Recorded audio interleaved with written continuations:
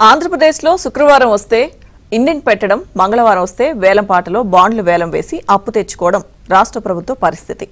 అధికారంలోకి వస్తామో రామో అన్న ఆందోళన నేపథ్యంలో దీపం ఉండగానే ఇల్లు చక్కదిద్దుకోవాలనే ఆలోచన ప్రభుత్వ పెద్దలకి తట్టింది.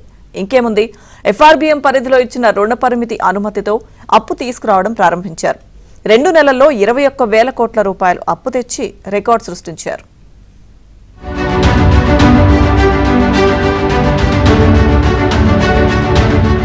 ఆంధ్రప్రదేశ్ ఆర్థిక పరిస్థితి రోజు రోజుకి దిగజారుతోంది. చివరకు ఉద్యోగులకు వేతనాలు కూడా అప్పు తెచ్చుకోవాల్సిన దుస్థితి దాపురించింది. 2024-25 ఆర్థిక సంవత్సరానికి కేంద్ర ప్రభుత్వం ఎఫ్ఆర్బీఎం కింద 47,000 కోట్ల రూపాయలు అప్పు తెచ్చుకునేందుకు అనుమతి ఇచ్చింది. సంవత్సరంలో ఉండే 4 త్రైమాసికాల్లో ఈ మొత్తాన్ని అప్పుగా తెచ్చుకునేందుకు కేంద్రం అనుమతి ఇచ్చింది. అయితే రాష్ట్ర ప్రభుత్వం అందుకు విరుద్ధంగా వ్యవహరించింది. గతేడాది కూడా రాష్ట్ర ప్రభుత్వం 43,000 కోట్ల రూపాయల రుణ పరిమితి ఉండగా ఎఫ్ఆర్బీఎంను దాటి 33 సార్లు అప్పు తెచ్చింది. కేంద్రం కూడా అడిగినప్పుడల్లా అనుమతి ఇచ్చి రాష్ట్ర ప్రభుత్వానికి సహాయపడింది.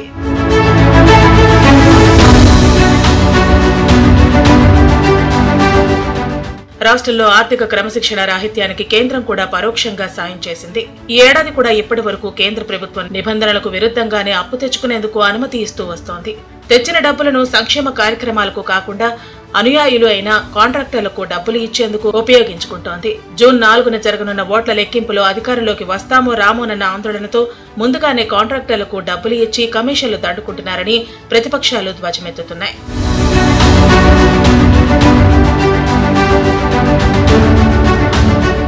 ఏపీలో ఈ ఆర్థిక సంవత్సరం ప్రారంభమైన గడిచిన 2 నెలల్లో 21,000 కోట్ల రూపాయలు రాష్ట్ర ప్రభుత్వం అప్పుగా తెచ్చింది. మళ్లీ గడిచిన శుక్రవారం 2,000 కోట్ల రూపాయలకు ఇండెంట్ పెట్టారు. ఇప్పటికే 19,000 కోట్ల రూపాయలకు అప్పు తెచ్చిన వైసీపీ ప్రభుత్వం తాజాగా మరో 2,000 కోట్ల రూపాయల అప్పుతో 21,000 కోట్ల రూపాయలు అప్పు తెచ్చినట్టు అయింది.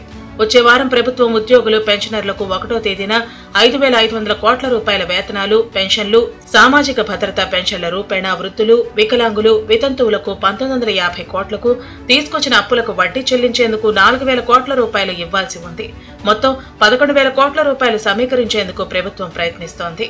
మొత్తానికి ఈ వారంలో మరోసారి అప్పు కోసం ఆర్బీఐ వద్దకు ప్రభుత్వం వెళ్లింది. ఈ ప్రభుత్వం ఇంకా ఎన్ని అప్పులు చేస్తోందోనని ప్రజలు ప్రశ్నిస్తున్నారు.